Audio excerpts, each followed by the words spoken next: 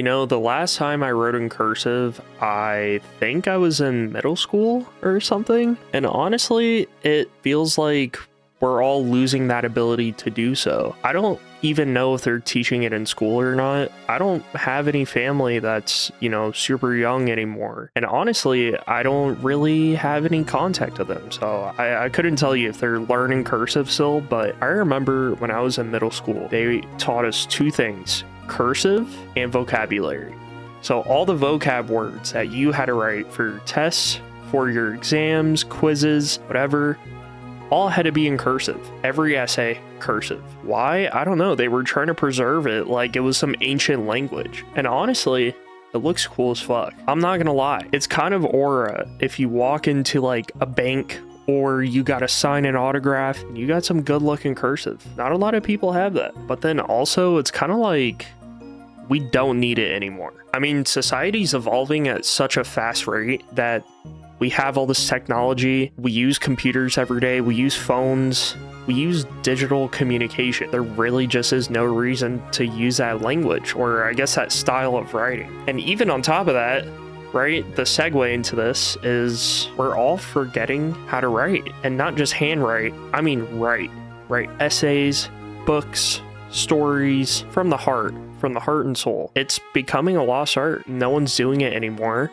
because everyone just wants some quick turnaround. And I don't know if that's a result of the economic state of our lives, or is it people getting lazier, people just becoming less interested, people wanting churn and burn? Are there people who are not going to be able to recognize the difference between a generated story and someone who handcrafted one? You know what I mean? It's kind of terrifying. Type of shit that keeps you up at night. And I just kind of hope that one day we all figure it out and try to preserve that in some way. But it's kind of one of those things that, like, we're never going to be able to have the power to do so. It's going to be up to the people who created that very thing to also preserve human creation too. Now, we see this in a lot of forms right now, for sure, like movies. I would hope books are protected the same way movies are. And if you're going to use any of this technology to generate it, like, you suck, man. You suck. You're just not creative. So you're taking in my mind, what is a combination of a million, billion, trillion different people, and you're mixing it up in a ball and you're generating it out of other people's ideas just so you can capitalize on it, which is dumb. You know what I'm saying? Like, art should be celebrated, but I don't know if it should necessarily be a turn and burn kind of thing, Like, when I go see a movie, I'm trying to see a movie like Obsession, Interstellar, the Ryan Gosling space movie. Put the title on screen. I can't think of the name right now. I kind of forgot. I don't know. But you know what I mean? Real art is just, oh man, like that level of effort deserves some type of reward, and we should keep doing that. But anyway, I do definitely feel the less I write, the less I exercise my brain, the less I read. The more I read social media, it still is reading, so I'm not losing the ability to do that, but it is the quality of things I'm reading does affect my brain. And something I've been trying to get myself to do more is go out and like get manga and read that. I was reading Berserk a bit ago, and I got up to basically the Golden Egg arc, which is like the very beginning of the story. I think it's called the Golden Egg or Golden Age. Anyway, it's when like Gut starts really fighting in wars. Spoiler, he does that anyway. It's not a spoiler. Stop crying about it. I think it's important that like people continue to buy books and read. And I don't think people will stop. But once again, if people are losing the ability to write so much, it is going to get rarer and rarer for people to be able to identify if like someone wrote a good quality story, maybe, I don't know. And maybe this is a little too much on the deep end because there's a lot of quality writing and I've already exposed myself. I don't fucking read. So like, who am I to say? Especially with my job, like I don't have to read too much.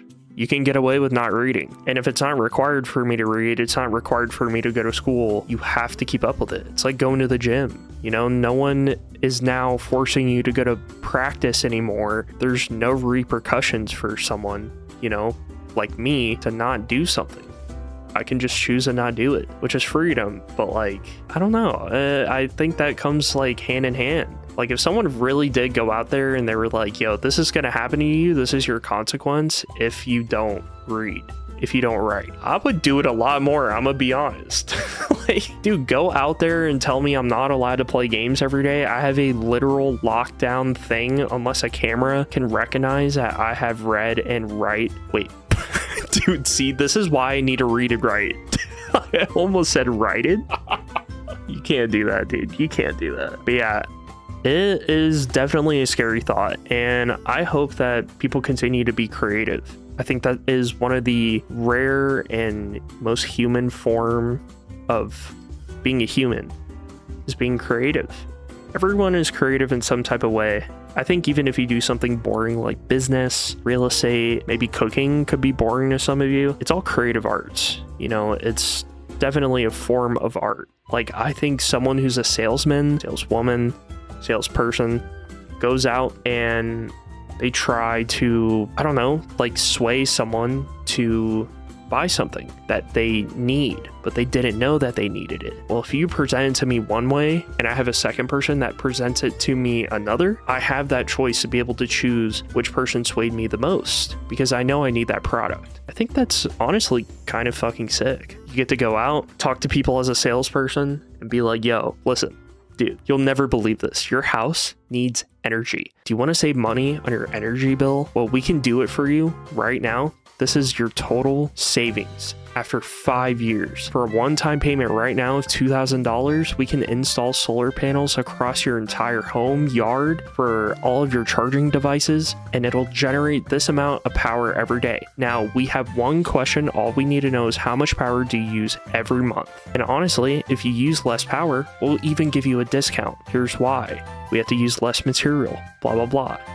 And you know, like, I don't know how the fuck we got on the topic of like, of like the economy and business and stuff, but we somehow wrapped back around it.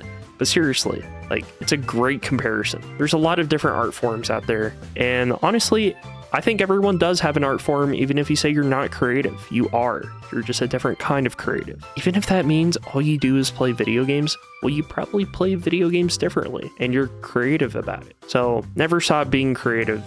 Never stop being you for who you are. Don't take it for granted. You know, there's a lot of people who would probably wish to be in your shoes. And I think we're all, you know, I think we all should be very grateful for the position that we're all in. Anyway, comment down below. What is your favorite creative art form? It could be something that you create, something that you watch, something you enjoy doing, eating, etc.